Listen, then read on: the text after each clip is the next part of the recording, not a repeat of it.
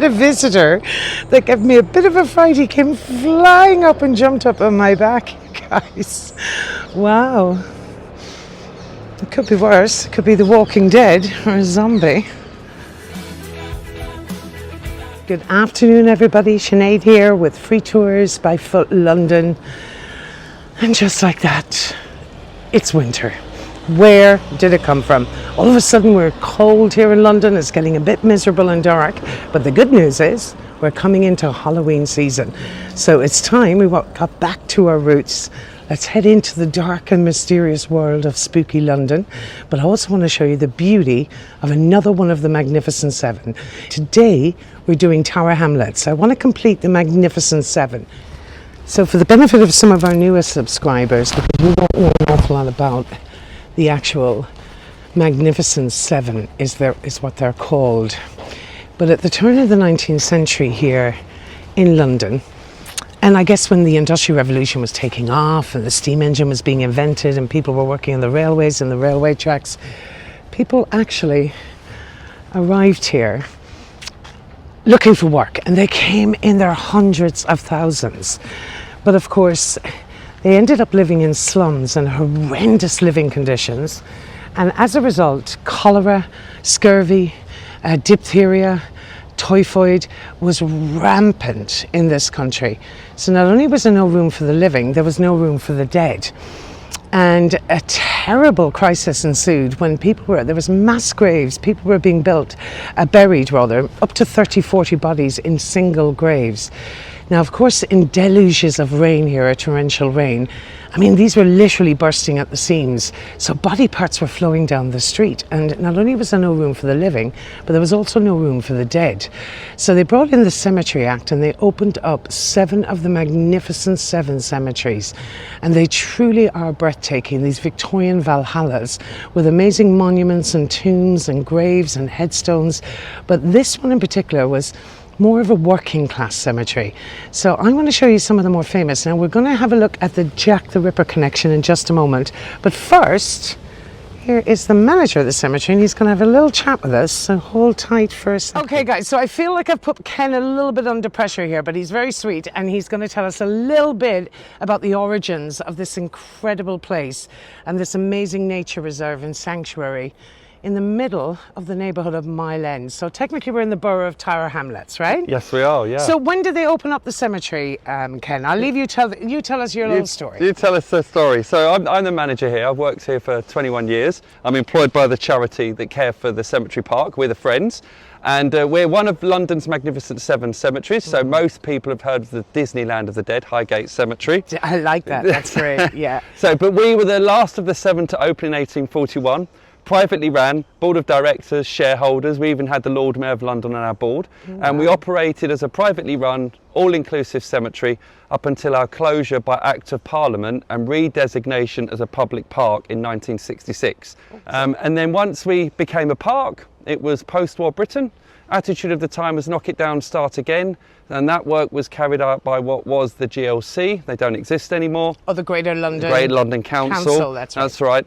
And so they cleared the chapels, the catacombs, the mortuary, the well house, the artesian well that drained the land, and they began clearing away the gravestones to either bury them on site or taking them to landfill sites in Essex. But that came up against controversy and public debate and protest, and that was very successful. So while we did lose our buildings, we only actually lost almost an acre, about 27 acres of gravestones. Okay. So most of them still stand. And then the GLC were abolished by Margaret Thatcher in 85.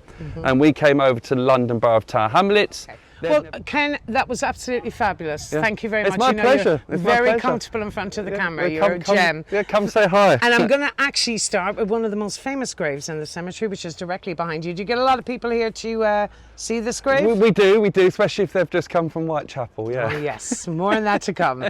Okay, folks, so bear with me, we'll be right back. Yeah, so getting back, we'll see quite a few paupers' graves as well along the way. Now, we all know the Victorians took death very seriously. But of course, there was a series of murders not far from here in Whitechapel that we all know about. And for reference, just check out our Jack the Ripper walking tour, folks. And this was Dr. Llewellyn's family grave. Rhys Ralph Llewellyn. I'm just going to step up here Now, on the 31st of August 1888, Mary Ann Nichols, the first victim, the first of the canonical five of Jack the Ripper, her body was examined by Dr. Llewellyn. Initially, when the police were called, he arrived on the scene and he declared life extinct. And he also remarked about something rather curious. There was a distinct lack of blood at the crime scene for the traumatic neck injury she had suffered. He had slit a double rip of the neck, left to right, right to left. But on further examination, he couldn't figure out, but the distinct lack of blood had to do with the fact that she was wearing 9 layers of clothing, and the blood had coagulated between each layer of her clothing and matted in the back of her head.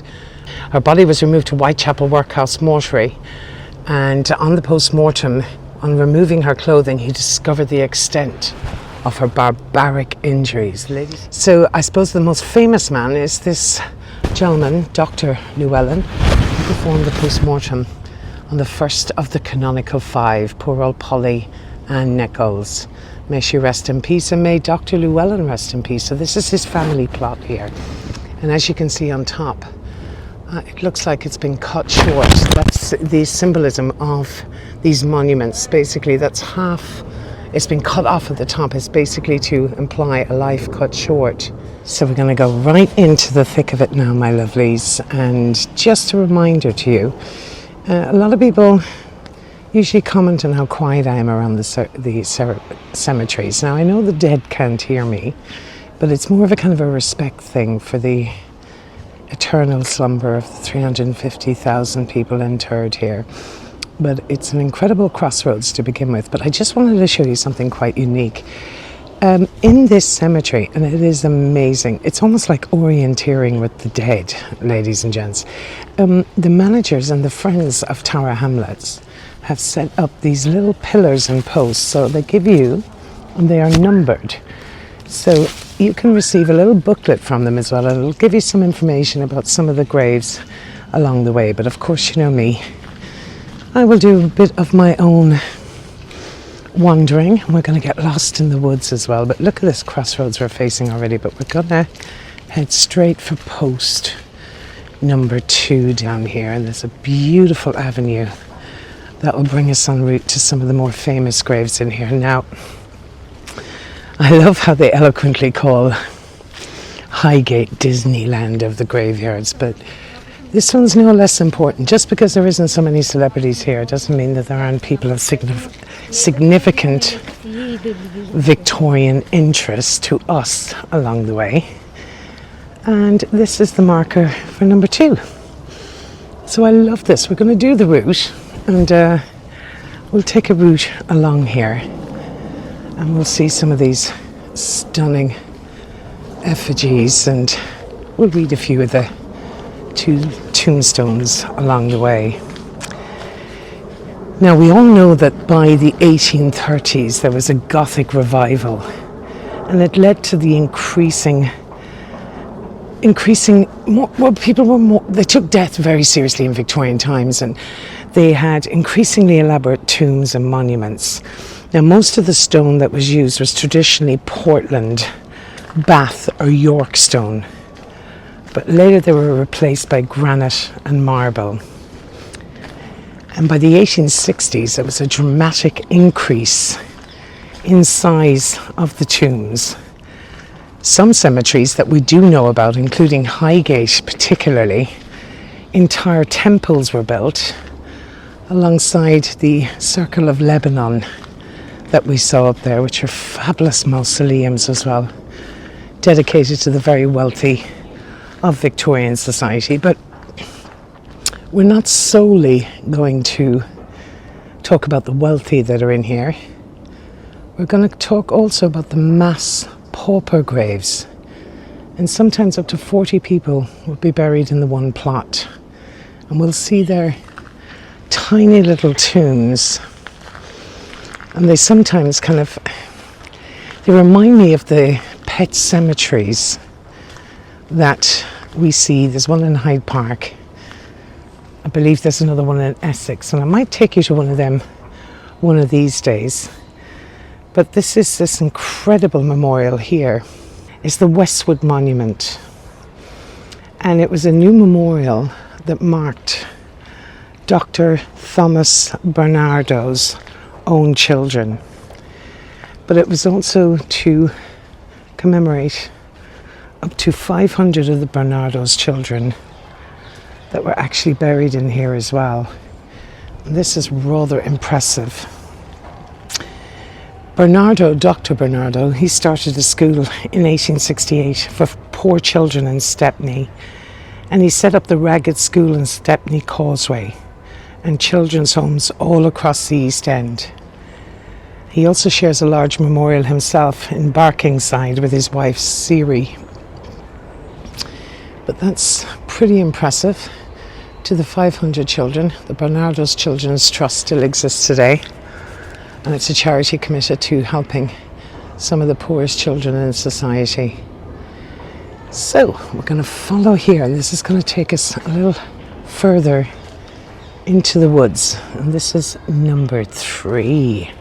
Now, sometimes it is quite creepy when you walk around these cemeteries on your own, but I can hear a load of children coming up, and I want to show you something rather unique for the kids around here. But as we're walking down here, I just want to take you back to a very grim period in graveyard history, and I don't think we've ever spoken about this actually. Oh, there's quite a few Masonic graves along here, by the way. You'll see the Masonic symboling on a lot of them. And as you'll know, symbolism was very important to the Victorians on their graves.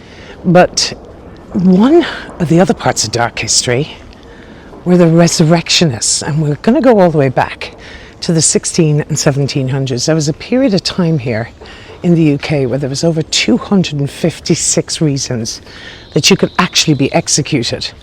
And some of them were minor offences and misdemeanours. I mean, execution was kind of used as a crime deterrent because there was inefficient policing and there was no prison space.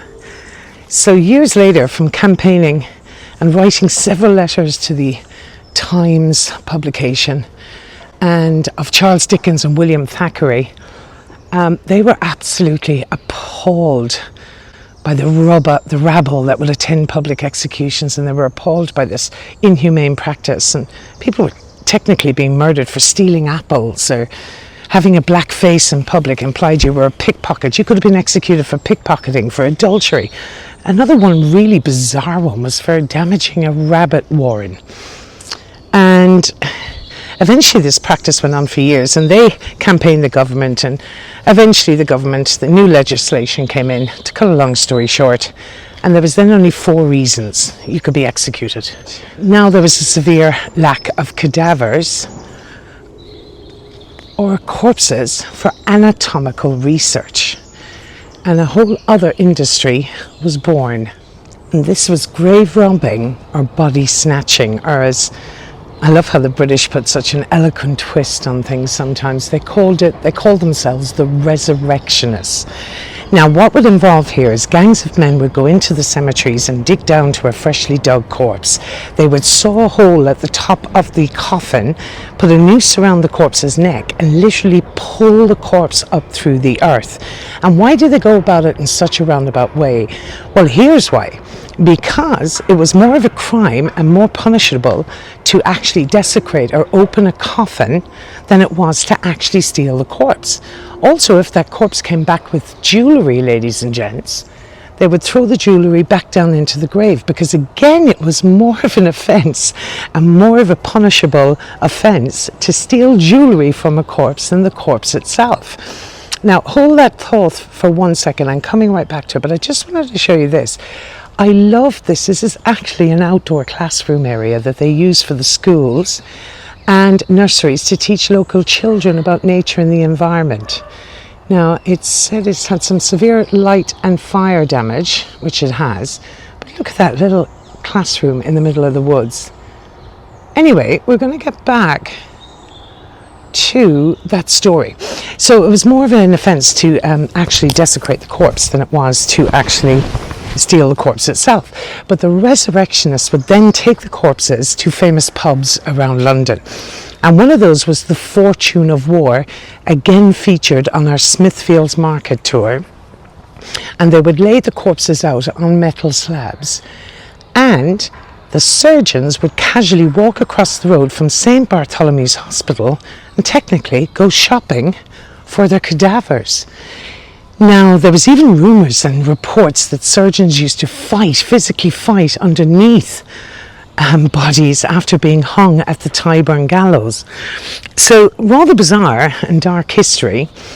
But the reason the surgeons were so adamant to pay top dollar for these corpses is because they then could dissect the corpse in a room full of medical students who in turn would pay the surgeon, each one of them, this could be a packed tiered room of maybe 250 medical students, and they in turn would pay the surgeon to watch him dissect this corpse. Now the surgeons also could harvest the body parts and sell the body parts, but they were also one of the most expensive and profitable commodities were people's teeth, because the rich were buying the teeth for false teeth. So it was a huge profitable setup essentially, until the inevitable happened when two chaps in Edinburgh by the name of Burke and Hare, just letting the plane go over, my lovelies, they came up with the idea, hold on here a second, wouldn't it be a lot easier and quicker to murder people and sell their corpses than to go about actually digging them up in the graveyards? So Burke and Hare, a very famous case in Edinburgh, murdered 17 people, and eventually when the authorities caught up with them, one of them was executed, the other spent the rest of his life in jail. They brought in what was called the Anatomy Act. And the Anatomy Act then just basically meant the only way your body could be dissected from here on in was if you were unclaimed at death. So for example, if you died in a workhouse or a poorhouse, or you had no family or relatives that came forward to claim you at death, you were fair game for dissection. But the biggest problem for Victorians, ladies and gents, was they genuinely believed that if the body was dissected, their spirit would not have eternal rest. The body had to go whole to paradise for eternal rest. So, one other industry made a ridiculous amount of money in these graveyards. And that's why some of these, you will see these huge like towers on top where wardens of the graveyard wardens would stand at night shining a light around the graveyard, keeping an eye out for these gangs of men. I mean, incredibly dark, but amazing history. And that's why graveyards still blow me away. They have so much to offer for history-wise, folks. And the people that are buried in here and the stories they have is just, it's mind-blowing. But here we are right now, and we're at the large family vault of Charles Francis. It was erected actually by Charles Francis for his wife Anne Francis. He was a corn merchant and himself one of the founding directors of the cemetery. Now, the interesting thing about this, the monument you see here was designed, there's a curious secret.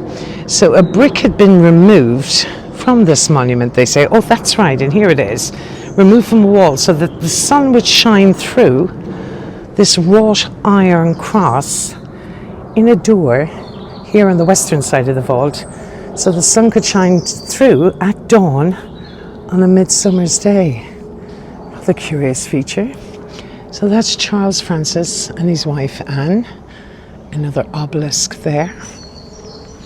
Now we're going to continue on and we'll take a walk around and see who else we can find buried here.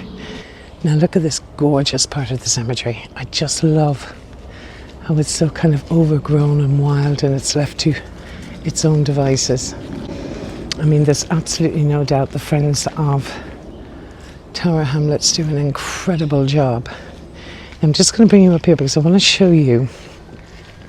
This was the site. A lot of these are disinter graves, so non-denominational graves. And I believe this was the site up here of the Anglican church that used to be on the site. They were extensively bombed in World War II. So you had a disinter church and an Anglican church, dissenters rather, and they were both bombed out during World War II. So the Anglican chapel would have been located on this site, and again both extensively damaged during World War II. And this is a nice little seating area right on the former site of that chapel that was on the grounds. I have to confess, actually, this is my second day filming because I came down here, so if you're thinking the weather is a bit different between both, it was a glorious sunny day. I did the entire tour, I was delighted with it, went home, and all the sound was all messed up. And I'm beginning to think, I can't understand why, because all the microphones are working.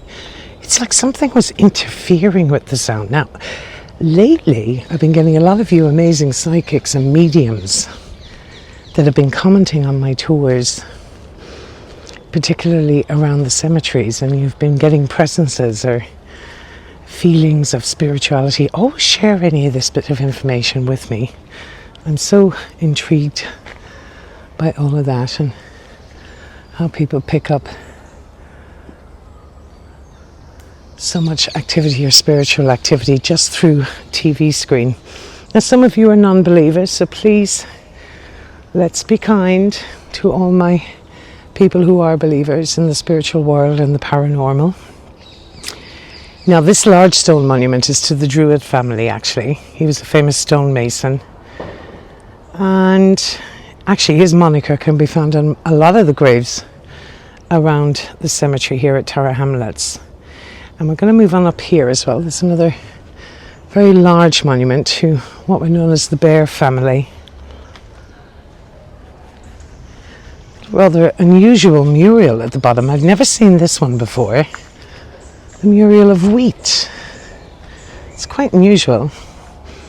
So let's see what it reads.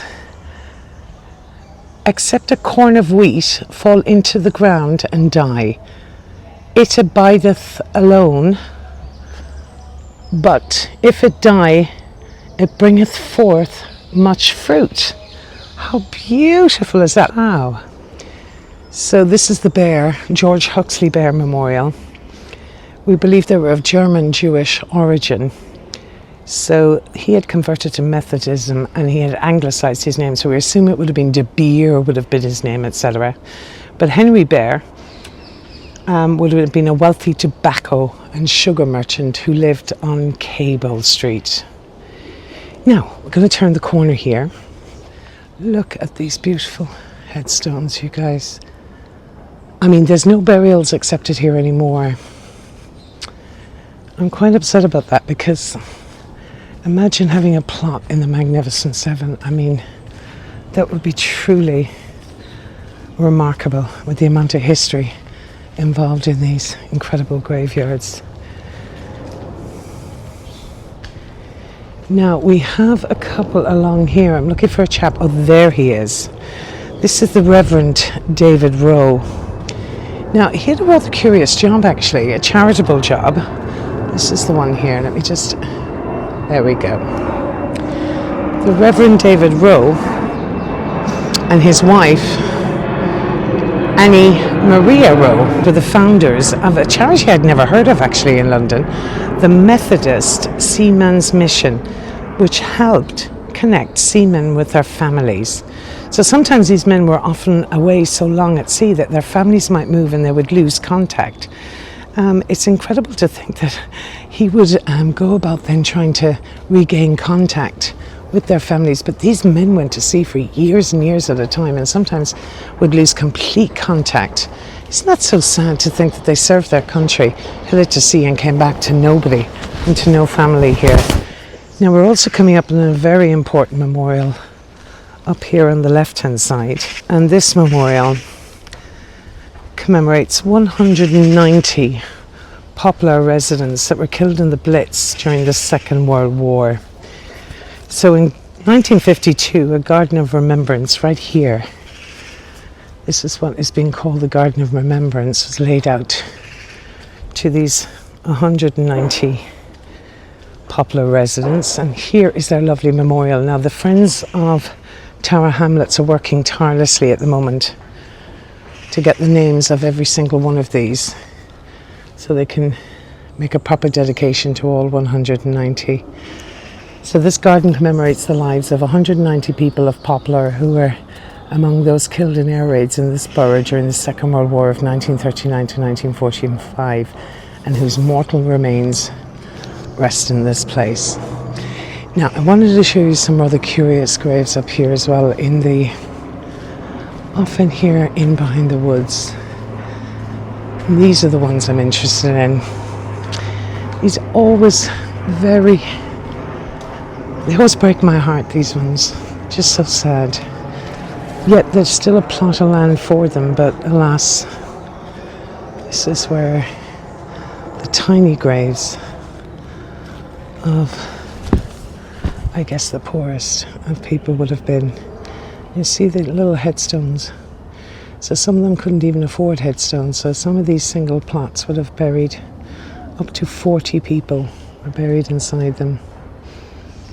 It's quite sad. Quite somber. And you see some of the more elaborate tombs that even in death you could be discriminated against because of wealth. But then again, as they say, you can take it with you, ladies and gents. And we're moving on here. There's quite a few small French graves inside here as well. Yeah, I believe inside there. Do you see them in the undergrowth? So these were like French workers. The Rothschilds actually brought them here during the legacy of the Australian gold rush. A banking family brought a number of French workers to London to help refine the gold. So these small little headstones in the overground bush. I'll just see a couple of more there, you see. Right.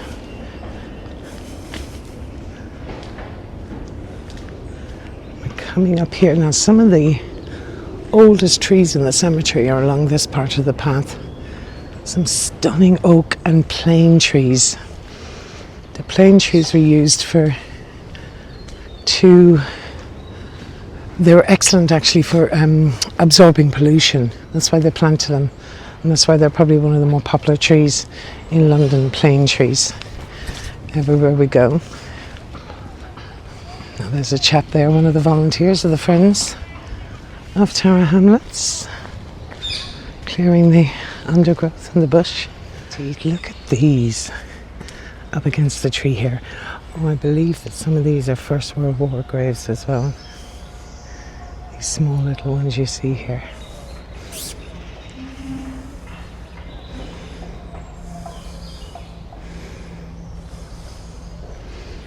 And these small little headstones. Oh wow, look at that. And they have lovely little silver leaves attached in. That's just somebody leaving their little memorial to these headstones.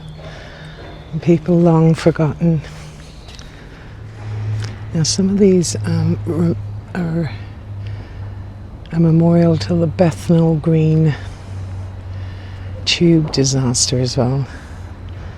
That took place on the 3rd of March in 1943. Such a tragic event. 173 people were killed, and mostly there were women and children.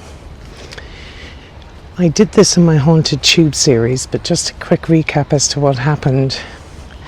That night, an air raid shelter siren went off, and it was a particularly wet night, and people ran for Bethnal Green Tube Station as fast as they could to take shelter in the subway and the underground.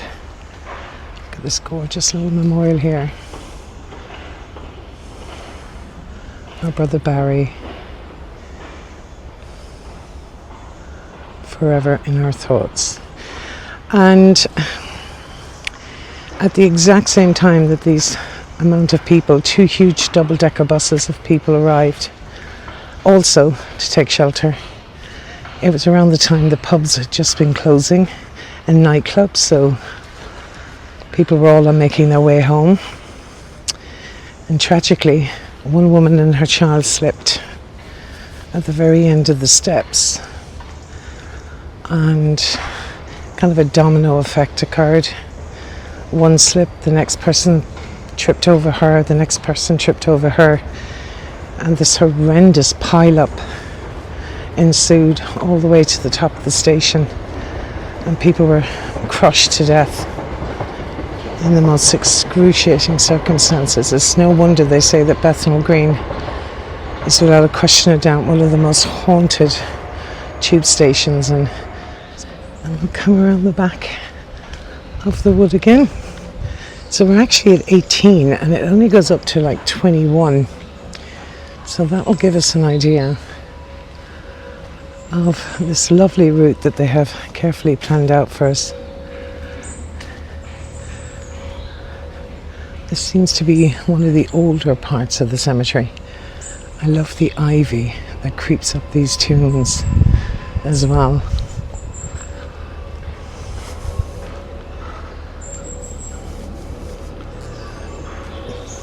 Oh, hello. It's okay. Hello, buddy. I had a visitor that gave me a bit of a fright. He came flying up and jumped up on my back. Guys, wow, it could be worse. It could be the Walking Dead or a zombie. Now we're gonna come across some of the Charterhouse brothers' actual graves, and they're kind of in here. They seem to be under extensive renovation as well, because sometimes, obviously, these are so old they tend to collapse on themselves and can be quite dangerous. So we have some of the graves of the Charterhouse brothers. Now, the Charterhouse was founded in 1379 in Smithfield. Again, more of this is done on our ghost tour, the Dark Pass of London tour. After the dissolution of the monasteries, the land was later sold in 1611 to Thomas Sutton of Hackney, and he founded almshouses for 80 elderly gentlemen in distress. And actually, some of those almshouses, they still exist to this day, as well as Charterhouse School, which is on the Charterhouse Square site. And these are some of the resting places of those Charterhouse brothers.